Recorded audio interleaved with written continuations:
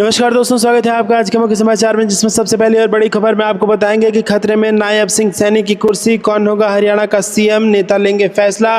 खबर में आगे जिक्र होगा कि बहराइच हिंसा पर सपा बोली सेना बुलाइए, केशव प्रसाद मौर्य बोले मिलेगा न्याय तो कांग्रेस ने मांगा सीएम का इस्तीफा। खबर में आगे जिक्र होगा कि हिंसा रोकें और दोषियों पर करें सख्त कार्रवाई। बहराइच वायलेंस को लेकर प्रियंका गांधी ने सीएम योगी से की अपील। खबर में आगे जिक्र होगा कि ईवीएम कह रहा है भाजपा को वोट दो। हरियाणा चुनाव के बाद दिग्विजय सिंह ने ईवीएम मशीन पर खड़े किए सवाल।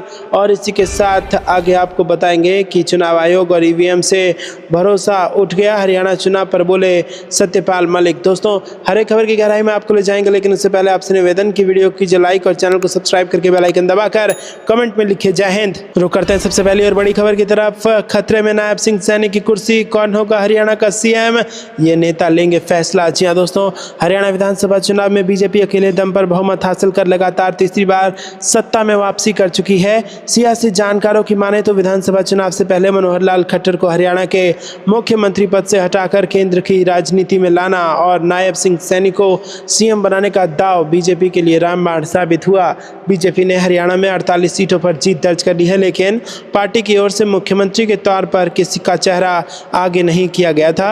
आसान शब्दों में कहें तो नायब सिंह सैनी के ही सीएम पद पर बने रहने की अटकलें चल रही थी। माना जा रहा था कि बीजेपी सैनी पर ही भरोसा जताएगी। इसी बीच बीजेपी संसदीय बोर्ड ने रविवार को केंद्रीय गृह मंत्री अमित शाह और मध्य प्रदेश के मुख्यमंत्री मोहन यादव को हरियाणा में राज्य विधायक दल का नेता चुनने के लिए केंद्रीय पर्यवेक्षक नियुक्त किया है। इस बैठक में ही हरियाणा के अगले मुख्यमंत्री का नाम तय किया जाएगा। जहां दोस्तों, रुक करते हैं अगली ब्रेकिंग न्यूज की तरफ। बहराइच हिंसा पर सपा बोली सेना बुलाइए, केशव मौर्य ने कहा मिलेगा न्याय तो कांग्रेस ने मांग लिया सीएम का इस्तीफा। जी हां दोस्तों, बहराइच हिंसा को लेकर सियासत गर्मा गई है। समाजवादी पार्टी ने इस बहराइच में आगजनी तोड़फोड़ की घटना को लेकर प्रदेश की योगी आदित्यनाथ सरकार पर हमला किया। सपा नेता आईपी सिंह ने कहा कि हिंसा को रोकने के लिए सेना को बुलाने की मांग की, तो वहीं कांग्रेस ने सीएम योगी आदित्यनाथ से इस्तीफा देने की मांग की। समाजवादी पार्टी के नेता आईपी सिंह पुलिस अधिकारियों के पास बुलेट प्रूफ जैकेट नहीं होने पर भी सवाल उठाए और कहा कि सरकार को हिंसा को रोकने के लिए सेना को बुलाना चाहिए। आईपी सिंह ने एक्स पर लिखा कि इस हिंसा को रोकने के लिए सेना बुलाई जाए। हिंसा के दौरान बिना जीवन रक्षक, बुलेट प्रूफ जैकेट आदि के एडीजी स्तर के ऐसे किसी पुलिस अफसर को आगे नहीं बढ़ना चाहिए। उन्होंने आगे लिखा कि बहराइच में स्थिति नियंत्रण से बाहर हो गई है। एसटीएफ मुखिया अमिताभ यश बहादुरी का परिचय देते हुए खुद हाथ में पिस्टल लेकर भीड़ को दौड़ा रहे हैं, लेकिन भीड़ पीछे हटने को तैयार नहीं है। ऐसे में कोई भी हताहत हो सकता है। दोस्तों, रुक करते हैं अगली ब्रेकिंग न्यूज की तरफ। बहराइच वायलेंस को लेकर प्रियंका गांधी ने सीएम योगी से की अपील, हिंसा रोकें और दोषियों पर करें सख्त कार्रवाई। जी हां दोस्तों, आपको बता दें कि यूपी के बहराइच में दुर्गा प्रतिमा विसर्जन जुलूस के दौरान हुआ बवाल एक बार फिर से बढ़ गया है। सोमवार को एक बार फिर से हिंसा भड़क गई है। भड़क की भीड़ ने कई गाड़ियों और दुकानों में आग लगा दी है। विरोध प्रदर्शन हिंसक होने पर पुलिस ने आंसू गैस के गोले छोड़े और लाठीचार्ज किया। बहराइच में जारी हिंसा को लेकर कांग्रेस महासचिव प्रियंका गांधी वाड्रा का बयान सामने आया है। प्रियंका गांधी ने एक्स पर पोस्ट करते हुए दोषियों पर सख्त कार्रवाई के साथ लोगों से शांति बनाए रखने की अपील की। प्रियंका गांधी ने एक्स पर लिखा कि बहराइच उत्तर प्रदेश में हो रही हिंसा और प्रशासन के निष्क्रिय होने की खबरें अत्यंत दुखद और दुर्भाग्यपूर्ण है। मैं प्रदेश के मुख्यमंत्री जी एवं राज्य प्रशासन से अपील करती हूं कि त्वरित एक्शन लेते हुए जनता को विश्वास में लें और हिंसा रोकें, दोषियों पर सख्त से सख्त कार्रवाई हो। जनता से मेरी करबद्ध अपील है कि कृपया कानून अपने हाथों में ना लें और शांति बनाए रखें। दोस्तों, रुक करते हैं अगली ब्रेकिंग न्यूज की तरफ। ईवीएम कह रहा है भाजपा को वोट दो। हरियाणा चुनाव के बाद दिग्विजय सिंह ने ईवीएम मशीन पर खड़े किए सवाल। जहां दोस्तों, कांग्रेस के पूर्व मुख्यमंत्री और राज्यसभा सदस्य दिग्विजय सिंह ने कार्यकर्ताओं की बैठक में ईवीएम मशीन पर खुलासा करते हुए बड़ी बात कही। उन्होंने कहा कि जनता कह रही है कि कांग्रेस को वोट दो, लेकिन ईवीएम का सॉफ्टवेयर कह रहा है कि भाजपा को वोट दो। दिग्विजय ने हरियाणा और जम्मू कश्मीर के विधानसभा चुनाव के बाद ईवीएम पर आरोप लगाया कि इसके सॉफ्टवेयर के साथ बड़े स्तर पर घालमेल की जाती है। कार्यकर्ताओं को संबोधित करते हुए दिग्विजय सिंह ने कहा कि मैं 2003 से ईवीएम का विरोधी हूं। मैं मिथ्या पर बात नहीं करता हूं। मेरे पास जब तथ्य आते हैं तब बोलता हूं। पूरा खेल सॉफ्टवेयर का खेल है। आप वोट डालते हैं तो दिखता कुछ है, लेकिन ईवीएम का सॉफ्टवेयर उसे डालता है कहीं और। उन्होंने कहा कि हरियाणा की जनता कांग्रेस को वोट देना और सरकार बनाना चाहती थी, लेकिन ईवीएम के कारण ऐसा नहीं हो पाया। रुक करते हैं अगली ब्रेकिंग न्यूज़ की तरफ। चुनाव आयोग और ईवीएम से भरोसा ही उठ गया, हरियाणा चुनाव पर बोले सत्यपाल मलिक। जी हाँ दोस्तों, विपक्ष लंबे समय से ईवीएम की जगह बैलेट पेपर से चुनाव करवाने की मांग करता रहा है। हरियाणा चुनाव के बाद कांग्रेस ने चुनाव आयोग और ईवीएम की विश्वसनीयता पर एक बार फिर सवाल खड़े किए हैं। वहीं अब जम्मू कश्मीर के पूर्व राज्यपाल सत्यपाल मलिक ने भी चुनाव आयोग पर निशाना साधा है। उन्होंने कहा कि आज के हालात को देखकर ईवीएम से भरोसा उठना जैसा हो गया है। मलिक ने सोशल मीडिया प्लेटफॉर्म एक्स पर कहा कि अभी हरियाणा में हुए चुनाव में पोस्टल बैलेट पेपर में कांग्रेस 74-16 से आगे थी। जैसे ही ईवीएम खुली, धीरे धीरे कांग्रेस सत्ता से बाहर और भाजपा सत्ता में आ गई, जो शुरुआती रुझानों में दिखाया गया था और एग्जिट पोल्स में भी दिखाया था। अब उसके विपरीत सब हो रहा है। आज वर्तमान स्थिति देखकर चुनाव आयोग और ईवीएम से भरोसा उठने जैसा हो गया है। ईवीएम का खेल आखिरकार कब तक चलेगा? आज एआई का ज़माना है। अगर निष्पक्ष चुनाव चाहते हो तो ईवीएम को हटाना भी एकमात्र विकल्प है। रुक करते हैं अगली ब्रेकिंग न्यूज़ की तरफ। महाराष्ट्र बड़े परिवर्तन के लिए तैयार, विधानसभा चुनाव को लेकर शरद पवार ने सिंधे सरकार पर साधा निशाना। जी हाँ दोस्तों, महाराष्ट्र में विधानसभा चुनाव करीब है। ऐसे में एनसीपी प्रमुख शरद पवार ने सिंधे सरकार पर जमकर हमला बोला।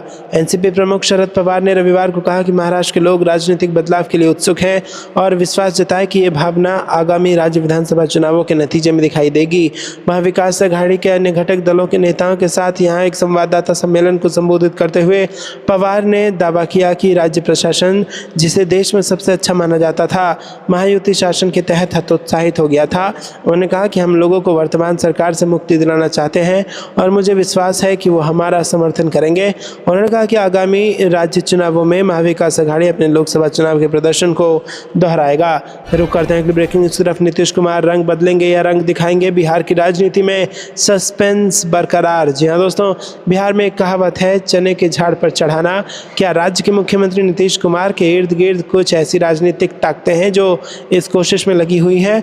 विशेष तो ये है कि ऐसी ताकतें न केवल देश की राजनीति को प्रभावित कर रही हैं, बल्कि राज्य की राजनीति में भी संशय के बीज बोते चले जा रहे हैं। और अगर ऐसी बात भी है तो इस कोशिश की मंजिल क्या है, जानते हैं। आपको बता दें दोस्तों कि उत्तर प्रदेश में 11 अक्टूबर को फिर खेला हुआ और उत्तर प्रदेश के पूर्व मुख्यमंत्री अखिलेश यादव को जयप्रकाश नारायण की प्रतिमा तक जाने से रोका गया। हालांकि अखिलेश यादव को जेपी की प्रतिमा तक पहुंचने से पहली बार रोका नहीं गया था, लेकिन इस बार अखिलेश यादव ने राज्य के मुख्यमंत्री नीतीश कुमार से केंद्र की नरेंद्र मोदी की सरकार से समर्थन वापसी की गुहार लगाकर एक नई राजनीति को जन्म देने की शुरुआत कर दी, और वो भी बूंद बूंद से घड़ा भरने की तर्ज पर। क्योंकि लोकसभा में सांसदों का जो गणित है वो केवल नीतीश कुमार के समर्थन वापसी से संभव नहीं है, क्योंकि लोकसभा में सांसदों की स्थिति का आकलन करें तो जेडीयू के हाथों में लोकसभा की 12 सीटें हैं।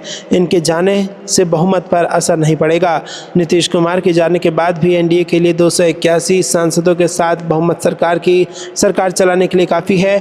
एनडीए को आंध्र प्रदेश के मुख्यमंत्री एन चंद्रबाबू नायडू की टीडीपी के पास 16 सीटों के अलावा शिवसेना शिंदे गुट की 7 सीटें, लोक जनशक्ति पार्टी रामविलास की 5 सीटें, जनता दल सेक्युलर की 2 सीटें, अपना दल अनुप्रिया पटेल की 2 सीटें, एनसीपी अजीत गुट का 1 सीट और एएनपीजीपी, आजसू, एनटीपीसी, एमएफ समेत कई सारे ऐसी पार्टी हैं जिनका सरकार को समर्थन है। तो क्या आजकल छोटी छोटी बातों को लेकर प्रतिक्रिया व्यक्त करने वाले नीतीश कुमार को उकसाकर कहीं एनडीए सरकार को कमजोर करने की रणनीति पर तो काम नहीं हो रहा है?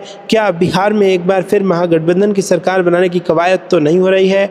ऐसा इसीलिए कि केंद्र में जेडीयू समर्थन वापस लेता है, तो इसका असर बिहार सरकार पर भी पड़ेगा। हालांकि नीतीश कुमार को भारत रत्न देने की मांग जेडीयू के एक नेता की तरफ से की गई है, पर दिलचस्प ये है कि इस मांग का समर्थन नीतीश कुमार के धुर विरोधी चिराग पासवान और जीतन राम मांझी ने भी नीतीश कुमार को भारत रत्न देने की मांग कर डाली। भारत रत्न जैसी उपाधि एक तरह से लाइफ टाइम अचीवमेंट अवार्ड है। आखिर ऐसा कहकर चिराग पासवान या जीतन राम मांझी क्या आगामी विधानसभा चुनाव नीतीश कुमार के चेहरे पर नहीं लड़ना चाहते हैं? तो फिर किसके चेहरे पर लड़ना चाहते हैं, ये सवाल भी बिहार की राजनीतिक गलियारों में गूंजने लगा है।